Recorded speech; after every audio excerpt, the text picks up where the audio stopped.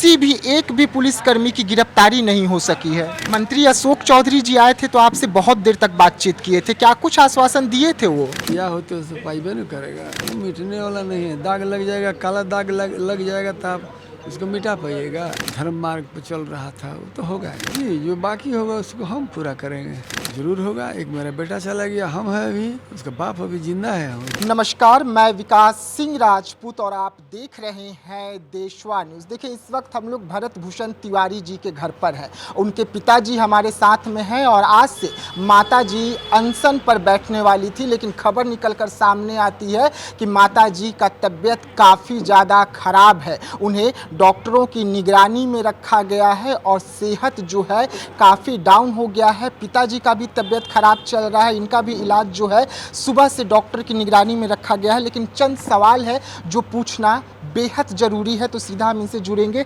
चाचा जी, सेहत इस वक्त कैसा है आपका? तबीयत थोड़ा हल्का राहत मिला है, अभी थोड़ा है। अब चक्कर आ रहा है, इसी से करके पता नहीं चलता है। माथा घूम रहा है, लगता है कि गिर जाएंगे। अच्छा, केंद्र सरकार के मंत्री भी पहुंचे आपके यहाँ, बिहार सरकार के मंत्री अशोक चौधरी भी पहुंचे। सभी ने आश्वासन दिया कि जल्द कार्रवाई होगी और जो हत्यारे पुलिसकर्मी हैं जिन्होंने एनकाउंटर किया उनकी गिरफ्तारी जल्द होगी। लेकिन कोई धरातल पर ऐसा नहीं हो रहा है। अब तक किसी भी एक भी पुलिसकर्मी की गिरफ्तारी नहीं हो सकी है। जी, ये तो देखने का चीज़ है, सामने दिखाई पड़ रहा है, एक भी नहीं हुआ है जी। मंत्री अशोक चौधरी जी आए थे तो आपसे बहुत देर तक बातचीत किए थे, क्या कुछ आश्वासन दिए थे वो? वो बोले हैं कि इसमें कुछ प्रक्रिया है, उसके तहत होगा। तो जो सामने आएगा उसी को देखना है। तो गिरफ्तारी को लेकर तमाम पुलिसकर्मियों की, जहाँ आप हैं वहाँ हम हैं, होगा। जैसे किया होते उसे पाइबे नहीं करेगा, होगा।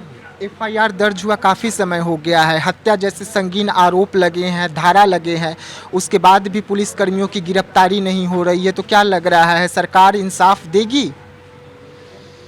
क्यों नहीं देगी, जरूर देगी। जब जैसा किया है ऐसा तो पाइबे नहीं करेगा। सरकार को नहीं बुझा रहा है क्या? खुद क्या जो मुख्यमंत्री जी जो है उनको वीडियो वायरल नहीं दिखाई पड़ता होगा, क्या सच्चाई है और क्या झूठाई है?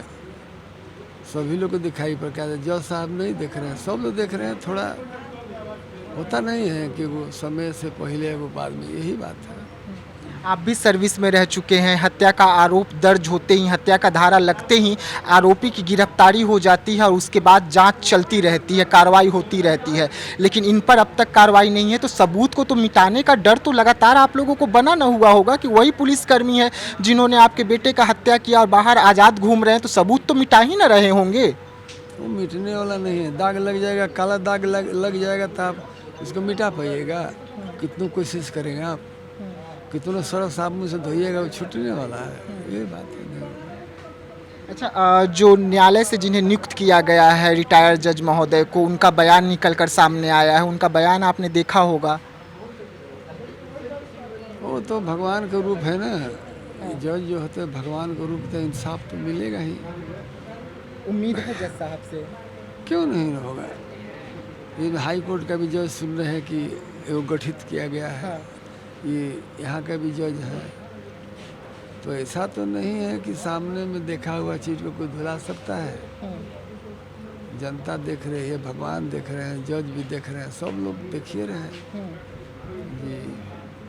आज से अनशन पर माताजी बैठने वाली थी, लेकिन तबीयत माताजी का बेहद ख़राब हो गया है, अनशन टल चुका है। इतना दिन से मान ली कोई रो रहा है, कोई बिलख रहा है, इति हो रहा है, तो लाजमी है कि उसे होगा ही। हमारे देख नहीं रहे हैं हमको, हमारा हालत, हमको तो बैठल नहीं जा रहा है, ये हाल है हमको। राज्य सरकार को कल एक बड़ा झटका लगा है। राज्य सरकार को आदेश जारी किया गया है, मानव अधिकार आयोग के द्वारा अंतरिम आदेश जो है राज्य सरकार को दिया गया है अतिरिक्त मुआवजा को लेकर, और साफ तौर पे कहा गया है कि गोली लगने के वजह से मौत हुई है, काफ़ी ज़्यादा ब्लड जो है वो बहा था और शरीर में खून की कमी होने की वजह से मौत हुई है। ये कल साफ तौर पे सरकार ने मान लिया। वो धीरे धीरे सभी आ जाएंगे, जो भी सच्चाई है धीरे धीरे सब आ जाएगा। उसमें छिपाने से कहीं छिपने वाला नहीं है। मेरा ही का नाम है, मेरा बेटा धार्मिक था, धर्म मार्ग पर चल रहा था, वो तो होगा ही, देना ही पड़ेगा सब कुछ। आज जो जिमिनिया गांव है वहाँ पर धड़ल्ले से काम हो रहा है, मिट्टी भराया जा रहा है, लाइट लग रहे हैं, पानी की व्यवस्था सरकार की ओर से की जा रही है। आखिरकार जो लड़ाई आपका बेटा लड़ रहे थे, जिस लड़ाई को लड़ते लड़ते वो शहीद हो गए, वो अपने पीछे एक उदाहरण छोड़ कर गए हैं। संतुष्ट तो होंगे अपने बेटे के काम से आज तक जो उन्होंने लड़ाई लड़ी? जी, जो बाकी होगा उसको हम पूरा करेंगे। मेरा साथ समाज है, पूरे भारत है, मिल करके पूरा करेंगे हम।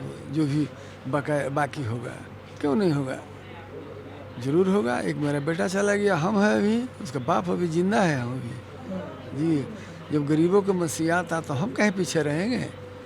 एक मददगार था तो हम पीछे क्यों रहेंगे, हम भी चलेंगे आगे। मतलब जो भरत तिवारी जी का सपना अधूरा रह गया, जो जीते जी पूरा नहीं कर सके, उस सपने को अब आप पूरा करेंगे। जी, भरत धर्म है, उसका हम बाप है, क्यों नहीं करेंगे। सुने हैं कि वो लोग भगवान के रूप मान के लोग पूजा करते हैं, ये सब सुन रहे हैं हम सब आप ही लोग। सभी के घरों पर पोस्टर लगाया गया है भरत तिवारी जी का। जी जी, हमारा धर्म कहता है कि बेटा जो इस राह पर चल रहा था और थोड़ा अधूरा छोड़ दिया था, हम उसको पूरा करेंगे। और हमारे साथ पूरे भारत के लोग हैं, क्यों नहीं पूरा होगा। विशेष हमको थोड़ा सा तबीयत ऐसा नहीं।